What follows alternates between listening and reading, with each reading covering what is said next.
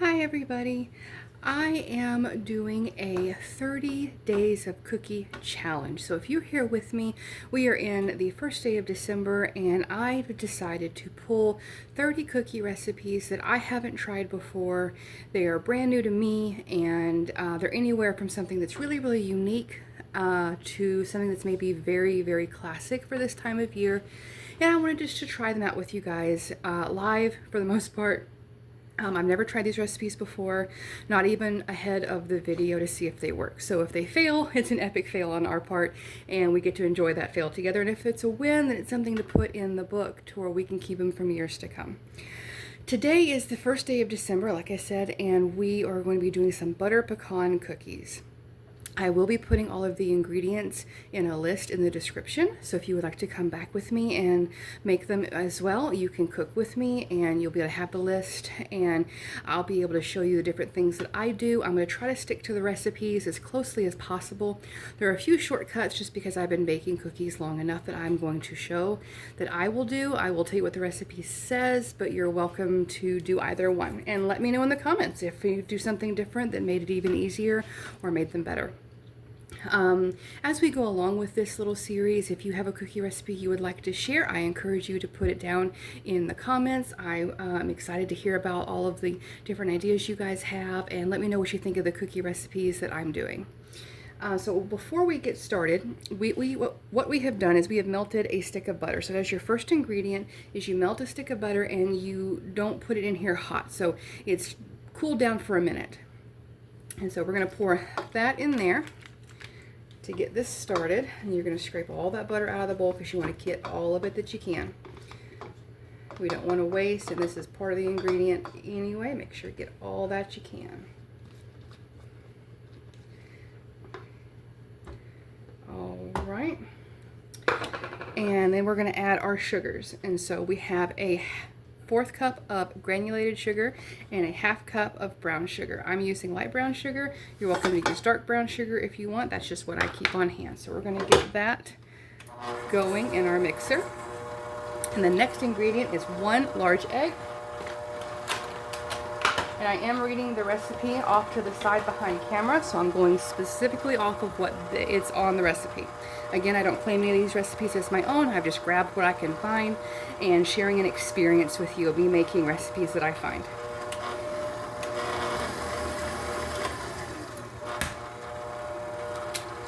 And we're going to put in 1 large egg and get that mixed up pretty well. The next ingredient is going to be a teaspoon of vanilla. So I am going to grab my teaspoon while this is mixing and go ahead and add it. This is a 1/2 teaspoon, and so I'm going to put 2 of those in there. And then dry this off because I have some other ingredients I'm going to use with this. All right, after turn that up just a little bit so we can get good and mixed up, and after that is mixed, we are going to pull this down and we are going to add 1 1/4 cup of all-purpose flour. We are going to add a 1/4 teaspoon of baking powder. There we go. We are going to add a teaspoon, no, 1/2 teaspoon of cornstarch. We are going to add a 1/2 teaspoon of baking soda. And we are going to add, where'd it go? A 1/2 teaspoon of cinnamon. Now, I don't sift any of my ingredients. That might be a flaw on my part or not, I don't know. I've never had an issue with cookies not coming together right because I didn't sift the flour or any of those other ingredients, and we've been just fine. So you're going to take those dry ingredients. Like I said, if you want to sift them, go ahead. I don't think it's going to hurt it. But we're going to get those mixed up.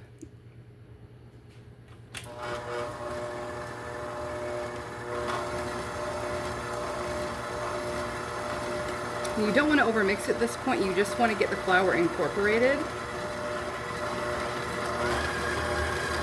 And so when I see it coming together, I'll turn it up real quick. And that's about all for that. And on the last ingredient we're going to do is we're going to add 3/4 cup of chopped pecans. I put that through a food processor. And I also did 1/4 cup of toffee bits. It's like the Heath Bar toffee bits. So we're going to pull this down and I'm going to add those in there. Scraping that out to get all those in. I chop them up small so they're kind of consistent. I don't want to get big huge pieces and have it mess with the cookie. So if you want to hand chop them, that's fine. I like them a little bit finer. Alright, and we're going to pull this up and mix it. Alright, again, you don't want to overmix it. There we are. I'm going to pull this out, push this forward. And something I always like to do, scrape this off and really scrape the bottom, because on occasion butter and sugars and stuff can get stuck at the bottom, and then once you're scooping it, you'll get some really good cookies and then cookies that are just mostly sugar and butter and they're not that good. And they spread too much, so definitely give it a good hand mix when you get to the point where you're done. Now, in this recipe, they say to chill the dough because it'll be easier to handle, because it is a very sticky dough, as you can tell. But this is one of the tricks that I'm not going to do. So I'm going to go get a small sheet pan and a piece of wax paper, and we're going to use a portion scoop and scoop this out onto the sheet pan. And instead of chilling the dough for 30 to 45 minutes like the recipe says, if you want to do that, that's fine. But I'm going to scoop these out and freeze them for about 45 minutes. Now the recipe says we should get 15 cookies out of this. So we shall see how many we actually get. Now don't judge my pan. I usually just use it just to be able to hold that wax paper and cookies. And so we're just going to dip out our cookie dough just directly onto the pan. This dough feels very much so like a traditional, typical chocolate chip cookie dough. And so because it says to scoop them out like this and to chill the dough, I'm just going to go ahead and chill it anyway. I may at some point make this recipe and not chill the dough just to see what happens. If you guys do that, let me know what happened. It'd be interesting. That one. And I'm a little bit particular about how I do my cookie dough. I want it to all be as even as possible, so they bake as evenly as possible, you know? There we go, that's better.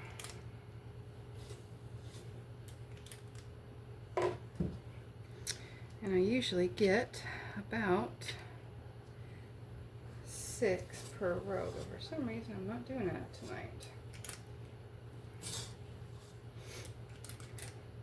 Yeah, before I squeeze it.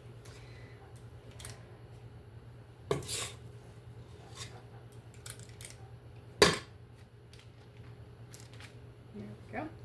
Like I said, we should have gotten 15, and so that's already 12. So I think maybe my portion scoop size or ball size that I decided to make them is a little bit smaller than what they used. And they said to preheat your oven at 350, and you're going to bake these once they've chilled or been in the freezer for 30, 45 minutes or so, for 11 to 14 minutes. And so we're going to stick to the 11-minute side and see how that works, since my cookie dough might be slightly smaller. We're going to scrape the bowl down, make sure you get all that cookie dough that you can, because sometimes if you don't scrape the bowl, you can lose out on a whole cookie, maybe even sometimes 2. So definitely want to get that bowl scraped down.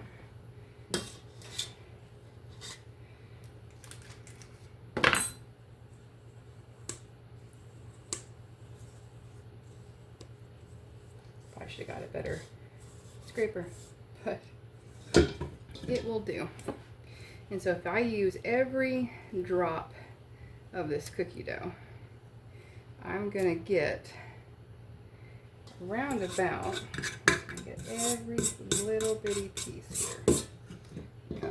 It looks like 20 cookies is what I will get. So mine are just a little bit bigger, but what I'm also going to do with mine is I'm going to put a nice pretty pecan on top to make these look even that much fancier. And sometimes just these small little touches like this make the difference. They make them look professional. They make them look like you maybe bought them from the store, but they certainly don't taste that way. People are surprised. It's a good heartwarming feeling to be able to bring something like that to the table for a family dinner, or whenever you go to work and you're having some kind of cookie exchange. This is a really cool thing to be able to bring for that. And it just elevates it that much more. And so you can do this. You can take them and you can freeze them, and before you pop them on the tray to bake, you can roll them in cinnamon sugar. You can put some of the pecan pieces on top if you want to. You can put in some of the toffee pieces on top if you want to. Be creative, whatever you'd like to do. We're going to get all of these topped. I'm trying to be a little bit picky about which pecans I want to use. I want to use kind of like the whole ones that aren't chipped or anything to make them look kind of pretty. It's the perfect time of year to kind of focus on that. Take your time. There we go. Okay, so these are all topped for me. I'm going to put these in the freezer. Like I said, about 45 minutes I think is where I'm going to sit these, and then we're going to get them in the oven, and I will be back. I am going to put these in, like I said, in the freezer, and then in the oven for 11 minutes, and I'm going to check them, and I will let you know how long they took, how well they did, and we'll meet back. Alrighty, these have been in for 45 minutes, and I can tap on these, and they're not pushing in anymore. They're moving slightly, but they're pretty solid, and that's kind of what you're wanting. You're just wanting all of that sugar and butter that's all creamed together to kind of solidify again, so they don't spread out so quickly before the edges get done. So what we're going to do is we're going to take these, I'm going to pull 12 of these off, put them in the oven at 350 degrees for 11 minutes, and we shall be back and see what happens. Alright, and we're back, and we baked these cookies for 13 minutes at 350. So it wasn't quite 11 minutes. Mine were a little bit bigger than for 11, but definitely 13 was perfect. The round and the edges right here raised up, and they're nice and brown, and they were not wet on top, and they're still really, really soft. But we're going to try to get some of these off and onto our cooling rack. I like to leave my cookies on a hot pan for 2 or 3 minutes just to completely set. A good trick to cookies is to bake them until they don't look wet on top anymore. When they don't look wet, but they're still really, really, really soft, like if you'd grabbed a hold of it, it would be almost doughy still. That's perfect. And leave them on the pan when they come out so they can completely set. That's how you get that chewy cookie that everyone really likes, and the edges are nice and crispy. It's perfect. Most of these pecans did stay in the center. There's like this one right here kind of went off to the side, but it adds some uniqueness to that. And so we're going to take this pan back off.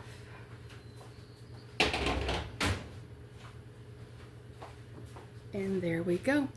Butter pecan cookies, and these turned out perfectly. I'm going to have a taste of one and let you know, and we will go from there. I think this turned out to be a wonderful success.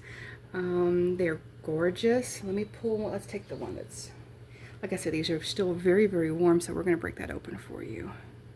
And look how beautiful. Nice and soft in the middle, crispy around the edges, just gorgeous. And then we're going to take a small bite and see what we think. Look at that. Look how pretty and soft they are inside. As these set a little bit more, they're going to get firmer and easier to handle, but these are still quite warm. Well, I hope you guys had a very fun time with me. I sure did. This is definitely going in my recipe book. They're gorgeous, and I hope you join me tomorrow to where we'll try another cookie that is another one I have never tried before, and I'm excited to see you back. You guys have a great rest of the evening. Have a wonderful December. If you feel like leaving me a comment down below, please do. Please remember to be kind, and we'll see you tomorrow.